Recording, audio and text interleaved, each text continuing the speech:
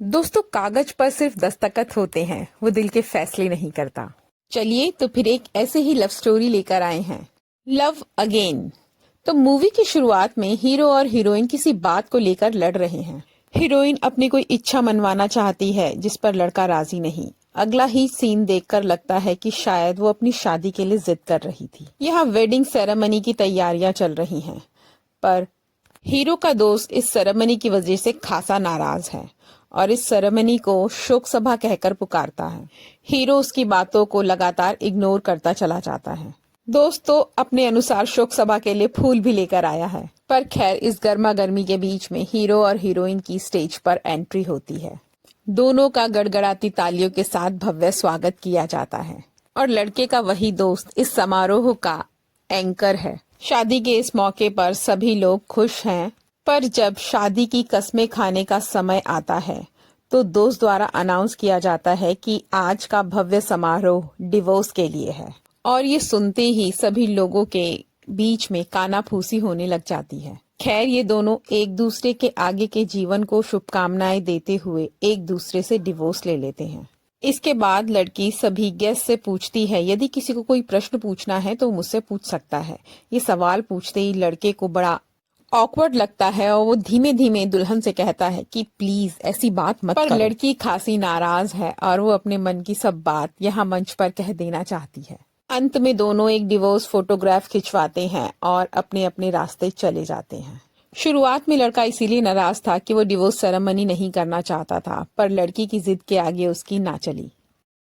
हमारी फिल्म का हीरो एक इनरवेयर कंपनी में काम करता है और उसके मार्केटिंग डिपार्टमेंट को संभालता है और उसकी एक अच्छी रेपुटेशन है इस कंपनी में। उसके बॉस द्वारा उसको बहुत पसंद भी किया जाता है। आज यहाँ प्रोडक्ट की एडवर्टीजमेंट शूट चल रही है। यह हीरोइन को दिखाया जाता है कि वो डिवोर्स के बाद 1 महीने के लिए कहीं घूमने चली गई थी और आज ही अपने देश वापस लौटी है।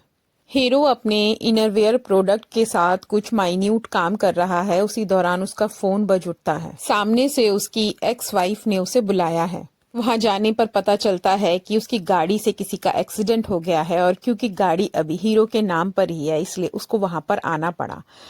सुयौल तो चुप होने को तैयार ही नहीं, पर ऐसे तैसे करके उसका एक्स हस्बैंड उसे चुप कराता है और वहां से खींचकर लेकर आता है।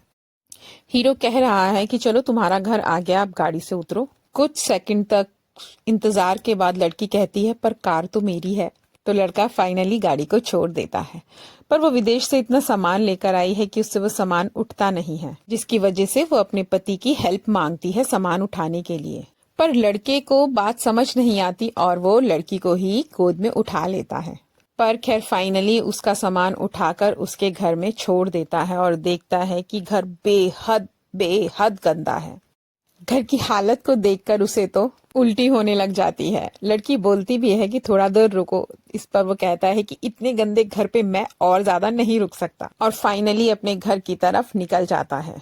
ऑफिस की कॉन्फ्रेंस में वो अपने प्रोडक्ट की कुछ खास बातों के बारे में डिस्कस कर रहे हैं कि उनके प्रोडक्ट को इस्तेमाल करने से बॉडी का टेम्परेचर नॉर्मल टेम्परेचर से 1 डिग्री हमेशा कम बना रहता है, जो कि शरीर के लिए अच्छा है। पर यहाँ एक बार फिर से हीरो की एक्स वाइफ का फोन आता है। उसे पता चलता है कल हुए एक्सीडेंट में उसके हाथ में फ्रैक्चर हो गया है और वो सीधा हॉस्पिटल के लिए चला जाता है।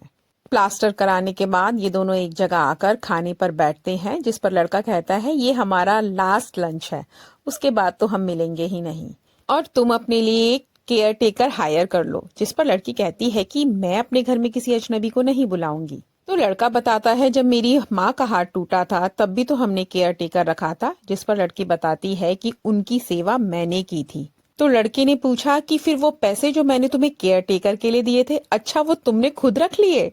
लड़के द्वारा अपनी माँ से पूछे जाने पर वो कंफर्म करती है कि हाँ, मेरी सेवा बहू ने ही की थी उस समय पर। अब इस बात का एहसान उतारने के लिए लड़का एक बार फिर से अपनी एक्स वाइफ के घर पे चला जाता है और लग जाता है उस गंदे घर की सफाई करने में। उसके बाद खाना बनाता है और अपनी बीवी को भी खिलाता है और लड़की भी खासी खुश है अपने एक्स हस्बैंड से अपनी सेवा कराकर।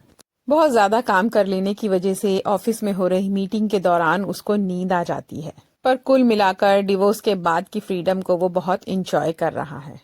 अब सुहान का हाथ ठीक हो चुका है, पर क्योंकि उसे अपने एक्स हस्बैंड से अपनी सेवा कराने में बहुत मजा आ रहा था, तो वो डॉक्टर से रिक्वेस्ट करती है कि मेरा प्लास्टर थोड़ा और बढ़ा दो। पर खैर डॉक्टर ऐसा करती नहीं है और अगले ही पल वो एक बार फिर से अपने एक्स हस्बैंड की कंपनी में बाहर खड़ी होती है। अपनी पूर्व पत्नी को देखकर एक बार फिर से उसका पति अपने दोस्तों के साथ बन रहे प्लान को कैंसिल कर कर चुपचाप उसके पीछे चला आता है। दोनों बार में जाके ड्रिंक करते हैं, पर थोड़ी ही देर बाद लड़के के ऑफिस का स्टाफ वहां पर आ जाता है और शराब के नशे में वो सबका मजाक उड़ा देती है, जिसकी वजह से लड़के को खासी शर्मिंदगी सहन करनी पड़ती है और नाराज होकर लड़की से कहता है, आखिर तुम मेरा पीछा कब छोड़ोगी? तुम्हें पता नहीं कि हमारा डिवोर्स हो चुका है, अब हम दोनों के बीच में कुछ नहीं है। तुम अपने रास्ते जाओ, मैं अपने रास्ते। भगवान के लिए मेरा पीछा छोड़ो। मैं तुमसे आखिरी उम्मीद करता हूँ कि हमारी आखिरी मुलाकात होगी। लड़की को बहुत बुरा लगता है, पर खैर दोनों यहाँ से निकल जाते हैं। यहाँ बॉस क्योंकि कल उसकी वाइफ से मिले थे तो वो समझा रहे हैं कि डिवोर्स सिर्फ एक कागजी कार्यवाही है, पर खैर वो उसकी एक डेट अरेंज कराते हैं।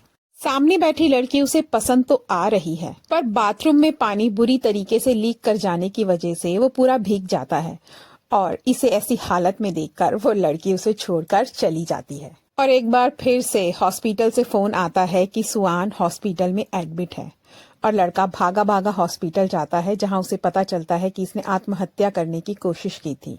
अगले दिन सुआन उस आदमी से मिलने जाती है जिसने नदी में डूबते वक्त उसे बचाया था। वो एक जानवरों का डॉक्टर है और उससे मिलना उसे पसंद भी आता है और वो इसको एक रोमियो नाम का कुत्ता भी गिफ्ट कर देता है। यहाँ कंपनी में एक मुसीबत आ गई है। कोई रैंडम इंसान डेली इनकी साइट पर इनके प्रोडक्ट के खराब रिव्यू डाले जा रहा है, जिस पर हीरो जिम्मेदारी लेता है कि वो इस इंसान से खुद जाकर बात करेंगे और अगले ही पल वो उसी जानवरों के क्लिनिक के सामने खड़ा है। इसी डॉक्टर ने इसकी बीवी की जान बचाई थी और यही वो डॉक्टर है जो इनके प्रोडक्ट के खराब रिव्यू दे रहा है। यह एक दूसरे को देखने के बाद पता चलता है कि ये दोनों तो एक दूसरे के क्लासमेट रह चुके हैं। दोनों एक बार में बैठकर मिलते हैं और हीरो पूछता है कि तुम्हारे घर में तो कुत्तों का सूप बनाया जाता था और बेचा जाता था, तुम जानवरों के डॉक्टर कैसे बन गए? फिर अपने स्कूल के पुराने दिनों को याद करते हैं। ये दोनों खास अच्छे दोस्त तो थे नहीं, बल्कि इन दोनों में एक बार बुरी तरीके से लड़ाई हो गई थी। पर खैर हीरो रिक्वेस्ट करता है कि प्लीज तुम ऐसे खराब रिव्यू मेरी कंपनी के प्रोडक्ट के बारे में मत लिखो। और वॉशरूम यूज करते वक्त हीरो ध्यान देता है कि तुम तो ऑलरेडी बहुत गंदी क्वालिटी के इनरवेयर पहनते हो, तो तुम्हारी हिम्मत कैसे हुई हमारी कंपनी के इनरवेयर्स में बुरे रिव्यू देने की? पर खैर यहाँ बातों बातों में हीरो बताता है कि उसका डिवोर्स हो चुका है और अंत में वो एक इनरवेयर का फ्री पैक उसे देकर यहाँ से निकल जाता है। मिशन सक्सेसफुल होने की वजह से ऑफिस में सब बहुत खुश हैं। यहाँ सुआऊ अपनी सेहत का ध्यान रख रही है और कुछ योगा क्लासेस को ज्वाइन करती है और अंत में उसे पता चलता है ये योगा करना उसके बस की बात नहीं। अब सुआऊ थैंक्स कहने के लिए उस डॉक्टर को डिनर पर इनवाइट करती है, जहां पर वो उसे योगा से हुई पेन के बारे में बताती है, जिस पर डॉक्टर उसे थोड़ा रिलैक्स करता है। इसके बाद ये दोनों क्रूज पर घूमने के लिए जाते हैं। यहाँ सुआऊ बताती है कि मैं उस दिन सुसाइड नहीं कर रही थी, मैं तो बस गलती से गिर गई थी और तुम भी उस दिन को भूल जाओ। तो डॉक्टर बताता है कैसे भूल जाऊं, उस दिन मैं मरते मरते बचा था। तो सुआऊ पूछती है वो कैसे? तो वो बताता है कि मुझे तो खुद तैरना नहीं आता था, पर तुम्हें देखकर मैं बस पानी में कूद गया। ये सुनकर सुआऊ के मन में उस डॉक्टर के लिए इज्जत और ज्यादा बढ़ जाती है। इसके बाद वो अपने क्रूज के सफर को बहुत ज्यादा एंजॉय करते हैं और उसके बाद अपने घर वापस आ जाते हैं। यहाँ डॉक्टर उसे एक गिफ्ट देता है, जिसे देख के सुआऊ बहुत खुश होती है और पहनने लगती है, जिस पर डॉक्टर कहता है पर ये तो हमारे डॉगी रोमियो के लिए था। सुआऊ को थोड़ी शर्म आती है, पर खैर इस मुलाकात में वो ये भी बता देती है कि उसका पहले से डिवोर्स हो चुका है। अब डॉक्टर कुछ टिप्स लेने के लिए हीरो से मीटिंग फिक्स करता है, क्योंकि उसे पता है कि हीरो का भी डिवोर्स हो चुका है। बताता है कि आजकल मैं एक लड़की से मिल रहा हूँ जिसका डिवोर्स हो चुका है, तुम बताओ क्या ये मुलाकातें ठीक है? तो हीरो कहता है हाँ, हर किसी को दूसरा मौका तो मिलना ही चाहिए। जिस पर वो उस लड़की की फोटो दिखा और फोटो देखते ही तो हीरो के मुंह में खाना अटक जाता है, जिसे बड़ी मुश्किल से डॉक्टर निकाल। अपनी बीवी और डॉक्टर के बारे में सोचकर हमारे हीरो का तो दिमाग ही चकरा गया। पर सब बातों से उठकर वो डॉक्टर से मिलने का प्लान बनाता है और सोना बात के बहाने दोनों मिलते हैं। वास्तव में उसे अपनी बीवी की चिंता है। वो ये जानना चाहता है कि ये लड़का उसके लिए ठीक भी है या नहीं। और कुल मिला के इस निष्कर्ष पर पहुंचता है कि ये डॉक्टर एक बहुत अच्छा इंसान है। पर बातों के दौरान हमारे हीरो की तबीयत खराब होती है और वो यहीं पर बेहोश हो जाता है। डॉक्टर घबराकर उसे हॉस्पिटल लेके जाता है। उसके बाद सुयॉल और डॉक्टर दोनों एक दूसरे के साथ कहीं घूमने जाते हैं और एक बहुत अच्छा दिन वहां पर बिताते हैं। यहाँ ये दोनों तो एक दूसरे के साथ खुश हैं, पर वहाँ हमारा हीरो अपने ही मन परेशान हो रहा है। उसी दौरान हीरो के दोस्त का फोन आता है, उसके बच्चे का बर्थडे है। यहाँ पर जब हीरो पहुँचता है तो उसे पता चलता है सुयॉल और डॉक्टर भी इसी पार्टी में इनवाइटेड हैं। शुरुआत में तो वो इन सबकी नज़रों से बचता है, पर फाइनली तीनों एक दूसरे के सामने आ जाते हैं और सुयॉल और हीरो एक दूसरे से अजनबियों की तरह अपना इंट्रोडक्शन कराते हैं। पार्टी में सुयॉल डॉक्टर को अपना बॉयफ्रेंड बताती है। इसके बाद जब डॉक्टर और सुयॉल वापस आ रहे होते हैं तो डॉक्टर भविष्य में बच्चों के बारे में उससे बात करता है, जिस पर सुयॉल नाराज हो जाती है और गाड़ी छोड़कर चली जाती है। पर बाद में सुयॉल को अपनी सहेली के साथ बैठकर महसूस होता है कि उसने ज्यादा ही ओवर रिएक्ट कर दिया डॉक्टर को। फिर दोनों एक दूसरे से मिलते हैं और वो डॉक्टर से माफी मांगती है। यहाँ पर हीरो भी साथ में ही बैठा है। सुयॉल और हीरो एक दूसरे को तीखे तीखे तंज कसने लगते हैं। तभी सुयॉल को वो समय याद आता है जब वो पहली बार हीरो से मिली थी। उसके मम्मी पापा दोनों का ही देहांत हो गया था। उसी दौरान इस दोनों की मुलाकात हुई और परेशान बैठी सुयॉल को उसने वहीं प्रपोज कर दिया और उसके बाद इन दोनों ने शादी कर ली और तब से एक दूसरे के साथ हैं। ऑफिस मीटिंग में बैठे हीरो को एक बार फिर से सुयॉल का फोन आता है और हीरो भी सुयॉल से मिलने जाता है। सुयॉल इस घर को बेचना चाहती है। वो कहती है तुम्हारे बगैर मेरा इस घर में मन नहीं लगता, पर हीरो नहीं चाहता कि वो इस घर को बेचे। इस पर सुयॉल कहती है इस घर को बेचने के बाद हम दोनों पैसा आधा आधा बांट लेंगे। बाहर डॉक्टर सुयॉल का इंतजार कर रहा है और उसे लगातार फोन मिला रहा है। इसी दौरान वो ध्यान देता है कि घर से हीरो बाहर निकल रहा है। उसे बड़ी हैरानी होती है और दोनों एक दूसरे के जब आमने सामने आते हैं तो दोनों में लड़ाई हो जाती है और आखिरकार हीरो को ये सच बताना पड़ जाता है कि वही सुयॉल का एक्स हस्बैंड है। जिस पर डॉक्टर कहता है तुम दोनों मियाँ बीवी ने मिलकर मेरा खूब बेवकूफ बनाया है। मुझसे ये बात छुपा कर रखी कि तुम दोनों एक दूसरे को जानते हो। सुयॉल के घर को देखने लोग आने लगे हैं और दूसरी तरफ हीरो ने देश को छोड़ने का प्लान बना लिया है। उसे ये देश रास नहीं आ रहा, वो कहीं और जाकर बस जाना चाहता है। यहाँ सुयॉल का भी ट्रांसलेशन का काम बहुत बढ़िया लग रहा है। उसके काम की बहुत एप्रिसिएशन होती है। सुयॉल और डॉक्टर दोनों मिलकर अपने आगे के जीवन की प्लानिंग कर रहे हैं, पर वहाँ हीरो पैकिंग करते वक्त एक एक यादों को अपने मन में संजो रहा है, एक एक चीज को देख रहा है और सुयॉल को याद कर रहा है। सुयॉल की यादें उसका पीछा नहीं छोड़ रही। वास्तव में वो डॉक्टर और सुयॉल को एक होते हुए देख नहीं पा रहा, इसीलिए वो देश को छोड़ने का इरादा बना रहा है। तभी हीरो का दोस्त फोन करके बताता है कि सुयॉल शादी करने का निर्णय ले चुकी है और डॉक्टर से शादी करने वाली है। अब अंत समय में हीरो को कुछ होता है और वो सब कुछ छोड़ छाड़ के उनकी शादी रोकने आ जाता है। सुयॉल गुस्सा होके कहती है पहले तुम सबसे माफी मांगो इस शादी को खराब करने के लिए।